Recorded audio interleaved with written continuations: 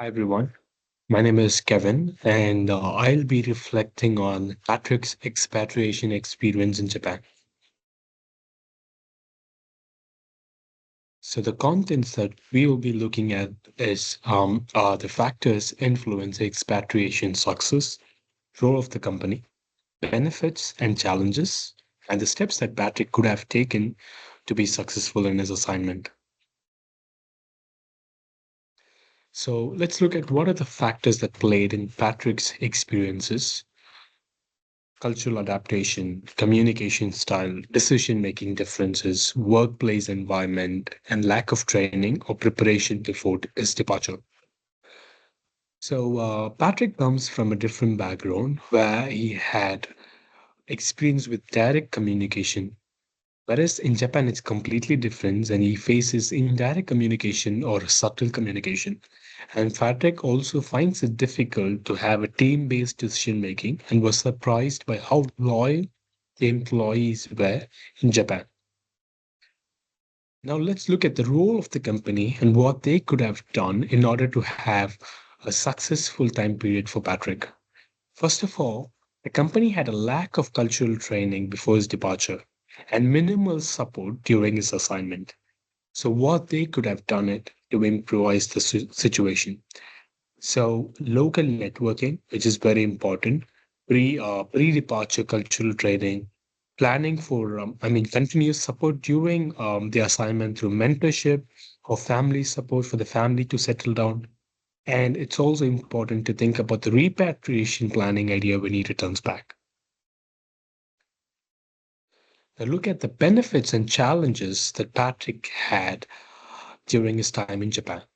The benefits are international experiences, wide perspectives in handling business, the recognition that he might get after returning back, and the leadership growth by managing diverse people and increased knowledge in working in a different workplace environment. So, what are the challenges Patrick faced? Cultural adaptation, work life balance, struggles for the family as it's a new environment for them and for the children, lack of continuous support from the organization. So, what could be the possible or the future challenges that Patrick might face? Cultural shock and return. So, Patrick, let's assume that Patrick has been spending his time for the rest of the 2 years in Japan. And when he returned back, he might have some cultural shock and then adapting to a different work life or management style on return when he's returning.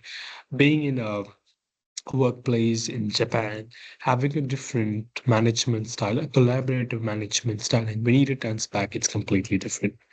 And Patrick might experience a career uncertainty when he returned back because he has been in a particular role in Japan and left his role in his hometown. And when he comes back, there might be a career uncertainty to put him back in the same role and might experience job dissatisfaction. This is due to the reason that he was working in a high challenging task back in Japan.